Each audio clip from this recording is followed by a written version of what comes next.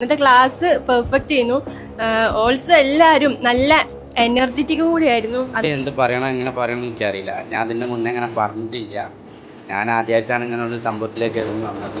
സാറിൻ്റെ ക്ലാസ്സാണ് എല്ലാത്തിനും കാരണം. ആദ്യമൊക്കെ ഇങ്ങനെ നിൽക്കാൻ ഭയങ്കര വേറെയിലും പേടി, ഇങ്ങനെ വർത്താനം പറയുന്ന ധൈര്യം. പക്ഷെ എനിക്ക് ഇപ്പൊ അതിനൊക്കെ പറ്റുന്നുണ്ട്. ഞാനിങ്ങനെ എന്താ പറയുക, വിളിച്ചാൽ പോലും വരാത്ത ഒരാളായിരുന്നു. സംസാരിക്കാൻ നല്ല പേടിയുള്ള ഒരാളാണ്.